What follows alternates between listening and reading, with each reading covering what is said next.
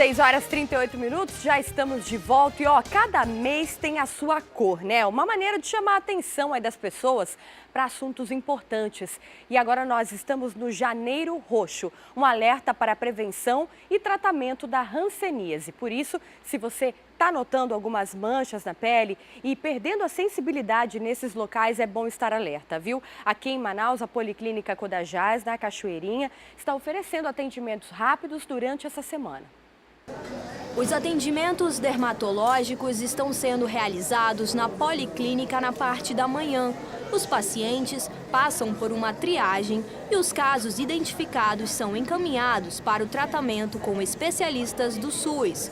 A hanseníase é uma doença da pele, muitas vezes silenciosa, que atinge principalmente a população do interior. O primeiro sinal é a perda de sensibilidade térmica. Então, o paciente ele para de sentir calor ou frio naquela área. À medida que ela vai progredindo, a mancha vai tomando outros aspectos, vai ficando mais vermelha, mais elevada, e a pessoa vai começando a perder a sensibilidade tátil também. Segundo a OMS, o Brasil é o segundo país com maior número de registros da doença, atrás apenas da Índia. Somente em 2018, aqui no Amazonas, 370 novos casos foram identificados. Seu Emílio, de 73 anos, veio se consultar por causa de manchas no corpo que apareceram há 6 meses. Principalmente na costa, e aí eu resolvi procurar um médico, né, para poder ver o que tem. Esta enfermeira explica que quanto mais cedo a doença for diagnosticada, melhor é a resposta do tratamento. A detecção da doença e o diagnóstico precoce, para que haja realmente um encaminhamento, né, para o dermatologista e a cura, já que a hanseníase é uma doença curável. Tá certo. Chegou a hora da nossa interação com a Rádio FM O Dia. Vamos conversar então ao vivo com o Emanuel Cardoso, que já nos espera. Daqui a pouquinho a gente vai conversar aqui com o Emanuel. Uma situação muito importante, delicada que tem acontecido aqui na nossa cidade. A questão da segurança, do assalto aos ônibus. Emanuel, muito bom dia para você. Como eu estava falando aqui, a gente vai falar de um assunto importantíssimo agora, não é mesmo? Oi, Carol, você podia repetir, por favor, Carol? Eu estava finalizando um assunto aqui, desculpa. Claro, eu repito sim, eu estava contando aqui para o nosso telespectador. Primeiramente, bom dia para você. Muito bom dia. E contando ao nosso telespectador que vamos falar agora de um assunto importantíssimo, né? Dados aí da Secretaria de Segurança Pública mostram que quase 2 mil ocorrências de assaltos foram registradas dentro dos ônibus aqui em Manaus no ano passado. Quem utiliza o transporte público diariamente tem que conviver com o medo. Exatamente. E assim, existe uma notícia boa nisso tudo, porque a média de crimes no transporte coletivo reduziu se a gente comparar 2018 com 2017. A média em 2017 era de 10 assaltos por dia. Com esse novo número, essa média cai para 7 assaltos por dia, uma média de 7 assaltos por dia. Portanto, são 3 assaltos a menos na média, mas ainda é uma média muito alta. E em 2018, de janeiro a outubro, a Secretaria de Segurança informou que foram presas 1.400 pessoas acusados ou suspeitos ou entre presos em flagrantes por praticar esse tipo de crime na cidade de Manaus, 1.400 pessoas. É um número menor comparado com 2017, onde 1.700 e poucas pessoas foram presas por esse mesmo tipo de crime, mas o levantamento ainda de 2018 é só até outubro. A média de pessoas presas por mês permanece na casa das 140 pessoas, aproximadamente 140 pessoas presas por mês, por participar, por praticar esse tipo de crime, que quem está ouvindo, acompanhando a gente e assistindo pela televisão, está vendo imagens aí desse tipo de crime. É uma realidade muito comum para os usuários do transporte coletivo, sobretudo quem mora na Zona Sul, nas zonas Norte e também na Zona Leste da cidade, que, de acordo com a Secretaria de Segurança, são as zonas da cidade onde há maior incidência de assaltos a ônibus, de assaltos a pessoas que estão dentro dos ônibus, motoristas, cobradores, passageiros, as pessoas que na maioria das vezes têm objetos pessoais como celulares, relógios, joias e dinheiro levados nesse tipo de de assalto e, infelizmente, em alguns casos, como nós já noticiamos aqui, muita gente perde a vida nessas ocorrências. Portanto, esse é o saldo aí, mais de 2.000 assaltos, uma média de 7 por dia durante 2018, cerca de 1.400 pessoas presas por praticarem este crime apenas aqui na capital. Emanuel, essa é uma situação tão delicada, tanta gente precisa do transporte coletivo e eu tenho certeza que todos nós já ouvimos de alguém próximo, alguém que conhece, que tenha passado uma situação dessa, de um assalto, de alguma coisa, uma situação aí de perigo dentro dos ônibus. Agora pensa aqui comigo, né? Pensa junto comigo.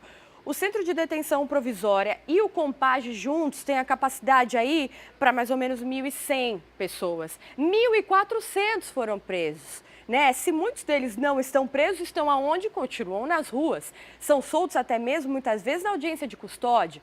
Então, provavelmente voltam a cometer os delitos, a cometer os crimes e a aterrorizar a população que precisa do transporte coletivo. É preciso que haja uma política forte para garantir a segurança dessas pessoas. A gente tem um dos maiores valores, né, no transporte, as pessoas pagam um dos maiores valores do país aqui para ter o direito ao transporte coletivo. Mesmo assim, andam em ônibus que não têm, muitas vezes, condições estruturais mesmo e convivem com a insegurança. Exatamente. E os assaltos não são apenas dentro dos ônibus. Nas paradas, eu já fui assaltado nas paradas de ônibus, aqui muitos colegas já foram assaltados dentro de ônibus, então não vai longe. Os nossos familiares, todo mundo que usa o transporte coletivo é vítima dessa situação, ou pelo menos quando sai de casa não sabe se será uma próxima vítima. Afinal de contas, é uma loteria. Todo dia, hoje, terça-feira, dia 8 de outubro, com base na média, 7 ônibus serão assaltados. E, infelizmente, inevitavelmente, as pessoas precisam utilizar esse serviço para ir ao trabalho, para ir à escola, para cumprir os seus compromissos. E aí, mais uma vez, a gente reforça para o cidadão questões de segurança pessoal, não andar com o celular à mostra, aquela coisa, a bolsa sempre na frente, sempre muito bem protegido, que é o que a gente pode fazer para garantir nossa própria segurança. É o que pode ser feito, né? Olha, por falar em insegurança, ontem o novo comandante da PM, Ayrton Norte, tomou posse do cargo oficialmente. Na ocasião, o governador Wilson Lima anunciou também melhorias para a polícia do estado no combate ao crime, é isso mesmo? Exatamente. O comandante Ayrton Norte já estava respondendo pelo comando da Polícia Militar. No sábado passado eu mesmo o entrevistei em uma entrevista coletiva, mas ele assumiu oficialmente então na noite de ontem o posto de comandante da Polícia Militar do estado do Amazonas. Como vice-comandante é o coronel Disney Brilhante, que deve assumir, e como chefe do Estado-Maior, o coronel Gerry Menezes. Eles compõem então a cúpula do comando da Polícia Militar do estado do Amazonas. O comandante Ayrton Norte assumiu no lugar do comandante Cláudio Silva, que era o comandante anterior da corporação, e durante a solenidade o governador Wilson Lima anunciou novidades. Ele anunciou, por exemplo, a construção de um novo batalhão para a Ronda Ostensiva Cândido Mariano. Ele anunciou a criação de um grupo de apoio permanente para atuar 24 horas no apoio a policiais em serviço, apoio de várias ordens. Seria uma forma de garantir uma melhor estrutura para esses policiais. E também anunciou a possibilidade de compras de armas mais potentes para a corporação.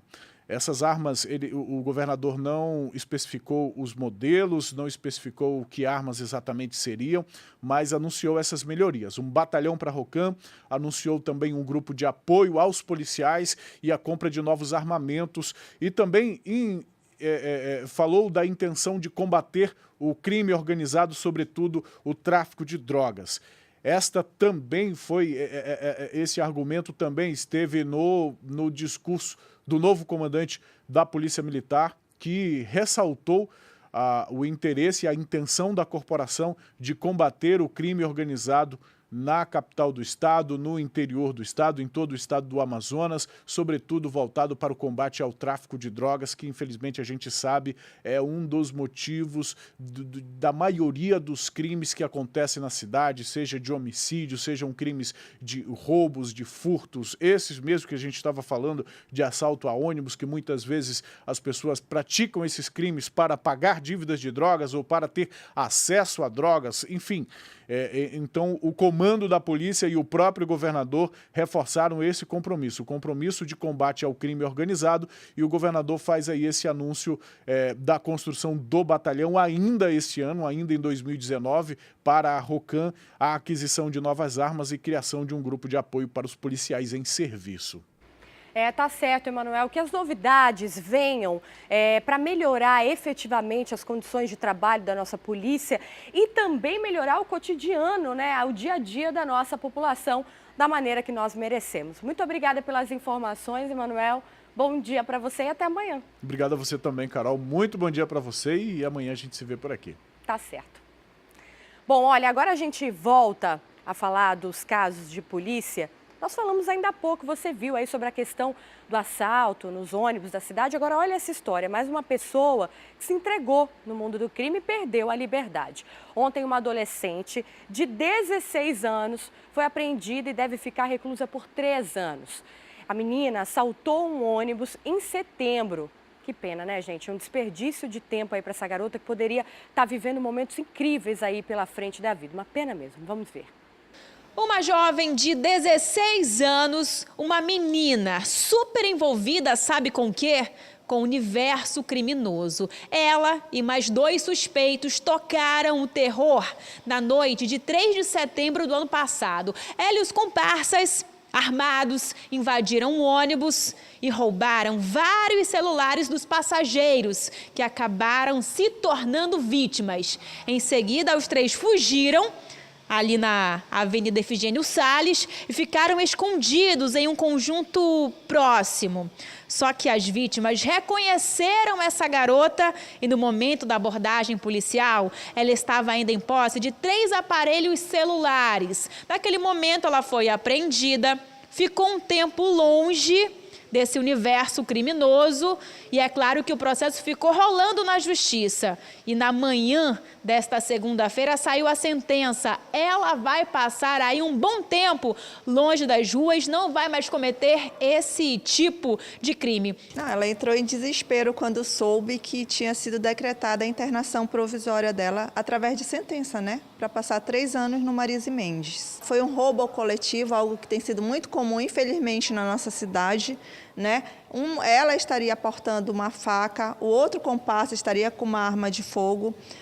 Colocaram a arma de fogo e a faca em cima tanto do cobrador quanto do motorista, levaram aproximadamente 6 aparelhos celulares, certa quantia em dinheiro, né? Mas, graças a Deus, foram pegues logo na redondeza, logo após o cometimento do delito. Agora, quem poderia imaginar, né, que uma jovem de apenas 16 anos pudesse estar envolvida aí no mundo do crime? Inclusive, um dos comparsas aí, que também já foi identificado pela polícia, jogou toda a responsabilidade para cima dessa jovem. Um está jogando para o outro, né? Ela diz que ela apenas tinha a função de recolher o dinheiro. Ele, por sua vez, diz que ela não, estava com a faca.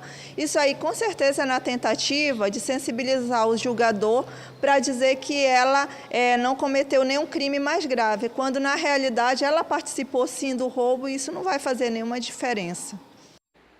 Que pena. Olha essa história, um assassino foragido estava dormindo tranquilamente na sua casa quando foi surpreendido pela polícia militar. Ele, que poderia já ter cumprido toda a pena, teve que voltar para trás das grades, viu? O criminoso matou um alemão a facadas em 2002 por R$ 1.900. Você aí de casa, preste atenção neste homem que aparece na imagem. Ele é o Éden de Souza da Silva, de 36 anos, um metalúrgico foragido da justiça há pelo menos 7 anos. A história do Éden começou há um tempo atrás, em 2002, quando ele participou de um latrocínio, que é o roubo que tem como consequência a morte de um alemão. Na ocasião, o Éden foi o autor de várias facadas que acabaram matando esse homem. Ele foi condenado a 21 anos de prisão, cumpriu 7 anos quando passou para o regime semiaberto. A partir daí, ele tinha a missão apenas de voltar até a unidade prisional para assinar um documento. Só que o Éden resolveu desaparecer e estava dormindo tranquilamente em casa quando foi surpreendido pelos policiais civis. O mandado de prisão de Éden havia sido expedido em setembro de 2018 e foi cumprido na manhã dessa segunda-feira, por volta das 9h30, na Rua das Gaivotas, no bairro Petrópolis. Sim, informaram a gente aqui explicando que ele era foragido da justiça e que tinha um mandado de prisão em aberto. E estamos levando ele para a cadeia pública novamente, né, para a penitenciária, de onde ele fugiu. Se ele não tivesse fugido, acho que já teria até terminado a pena dele, de tantos anos, né? O crime ocorreu em 2002. E agora ele vai continuar o cumprimento do regime dele lá dentro por ele ter ceifado a vida, né, num latrocínio de um alemão. Qual que foi a dinâmica desse crime, né? Ele foi cometido no Tarumã. Isso, é que na verdade a moça namorava, né, a indiciada na época, ela namorava esse alemão, e o alemão veio para buscá-la, para levá-la, morar na Alemanha com ele, e eles namoravam. Só que ela teve um pensamento totalmente errado, um pensamento criminoso, em querer ceifar a vida dele para ficar com os bens dele. E repartir entre o irmão e mais um rapaz que ela diz primo, né, dela. E eles levaram o alemão até a Ponta Negra, tomaram 15 cervejas e lá levaram ele para o Tarumã, onde aconteceu o fato. Quem estava com a faca era o outro, mas ele não teve coragem de matar o alemão, isso eu ouvi nos autos, e o Éden, né, que está cumprindo agora o mandado de prisão, falou, eu tenho coragem, pegou a faca e ceifou a vida do alemão. E depois eles queriam, na verdade, a moça na época até quis dizer que o rapaz tinha desaparecido, e foi assim que nós tomamos conta desse caso e passamos para a DRF à época para que eles tomassem conta do restante do inquérito policial que terminou na sentença condenatória dos 3. Agora, delegado, o que deve acontecer com ele? Ele deve, então, retornar para o regime fechado. Ele está retornando para o regime fechado pela fuga, né? Porque, na verdade, é uma falta gravíssima a fuga do complexo penitenciário, e foi o que ele fez. Na época, esse valor que o trio queria subtrair desse alemão era de aproximadamente 800 euros, o que totalizaria aí pelo menos R$ 1.900, falando em números da época do ano, aliás, de 2002. Infelizmente, o Éden, que não tinha sequer uma passagem pela polícia, acabou sendo convencido pela própria irmã a praticar esse crime, foi preso, resolveu fugir e agora vai retornar para trás das grades. Nossa, quanta crueldade, né? Meu Deus. Olha, agora a gente fala sobre o caso do PM que atirou em outros 2 policiais, né? O pedido de habeas corpus do autor dos disparos, o tenente Joselito Pessoa, segue sendo avaliado pelo Tribunal de Justiça do Amazonas. Vamos ver. O defensor público responsável pelo caso pediu para que, ao invés da prisão, fossem aplicadas medidas cautelares, ou seja, restrições para o tenente Joselito Pessoa, como, por exemplo, o afastamento da função, a suspensão do porte de arma de fogo, a proibição de ele frequentar bares ou qualquer estabelecimento comercial parecido, além do recolhimento domiciliar noturno e durante os fins de semana. E caso o Tribunal de Justiça entendesse que há a necessidade, ele também seria monitorado por tornozeleira eletrônica. Nós impetramos um habeas corpus no tribunal. O desembargador plantonista Chalub entendeu por bem não analisar o mérito desse pedido formulado pela Defensoria nesta data e remeteu para o expediente forense padrão regular. Então não há uma análise desse habeas corpus que, eu repito, não pretende simplesmente, sem nenhum critério, colocar o custodiado em liberdade, mas na verdade com algumas restrições que podem prevenir a sociedade de eventuais problemas, crimes. Esse pedido já foi encaminhado aqui para a 3ª Vara Criminal do Júri, que deve julgar esse caso e até o momento está sob avaliação. Para você aí de casa que não lembra do caso, na madrugada do sábado, o tenente Joselito Pessoa matou um cabo da Polícia Militar e também um sargento e atirou em um major e um homem identificado como Robson Almeida. Esse homem, inclusive, que prestou depoimento para a Polícia Civil ainda no sábado. Algumas versões dadas por Robson desmentem a versão inicial dada pelo tenente Joselito Pessoa, de que ele teria se desentendido com os colegas dentro do carro e depois disso cometido o crime. De acordo com Robson, durante o trajeto feito entre a casa noturna até um outro bar já no bairro Manoa, na zona norte da capital, não houve sequer qualquer briga entre os ocupantes do veículo. Inclusive, Robson chegou a dizer que o tenente Joselito Pessoa já estaria bastante alterado por conta do consumo de bebida alcoólica ainda na casa noturna e que, inclusive, o major Lurdenilson chegou a pedir para que ele entregasse o armamento, mas ele se recusou. Já durante o trajeto, ele olhou para Robson dentro do carro quando atirou no ombro esquerdo de Robson e depois anunciou ainda no veículo que iria matar todos os ocupantes do carro. Esse caso ainda segue em investigação pela polícia. Olha, nossas equipes de jornalismo continuam acompanhando o caso e qualquer informação nova você acompanha nos nossos telejornais, tá? Bom, o corpo de um jovem de 21 anos foi encontrado em uma área de mata no Tarumã. Foi a própria mãe da vítima quem encontrou o rapaz morto. O Fred Rocha continua ao vivo, vai trazer mais informações, mais detalhes desse caso pra gente. Ô Fred, que coisa, né? A mãe encontrou o corpo aí do filho, ele estava desaparecido. E como é que a mãe chegou no local? Carol, a mãe dele conseguiu chegar no local exatamente onde o corpo estava, diria que numa situação, no mínimo, muito curiosa. É o seguinte, desde o dia 4, o Ramires Grana da Silva estava desaparecido. A última vez que ele tinha sido visto foi, inclusive, lá na rua Campo Grande, que fica na Redenção, zona centro-oeste da cidade. Existe uma câmera de segurança que mostra o momento exato que o Ramires passa ali pelaquela rua do bairro. A família, posteriormente, teve acesso a esta imagem, mas não sabia o local onde o Ramires estava, até porque ele tinha sido visto lá no dia 4. No entanto, não se sabia o paradeiro dele. Informações dos próprios familiares dão conta de que uma prima do Ramires sonhou que ele estava amarrado em uma área de mata. Curiosamente, a família se reuniu então em carros e conseguiu chegar no Tarumã, na zona oeste aqui da cidade de Manaus. Então, depois deles percorrerem diversas partes ali daquela área da cidade, a mãe de Ramires sentiu um cheiro forte vindo da mata e percebeu que havia um rastro por onde possivelmente alguém havia passado. Então, os familiares, inclusive a mãe, caminharam ali pelaquela parte. O corpo estava lá, com perfurações inclusive na região do pescoço. Uma faca foi encontrada próximo ao local, possivelmente a faca utilizada para tirar a vida desse jovem. Para a polícia, os familiares disseram que o Ramires era usuário de drogas. Agora, o caso deve ser investigado pela Delegacia Especializada em Homicídios e Sequestros. Carol. Tá certo, e tem que investigar para desvendar, né, o que é que aconteceu. Uma história muito difícil, triste aí para essa família. Agora, Fred, um outro corpo foi encontrado ontem aqui em Manaus, é isso?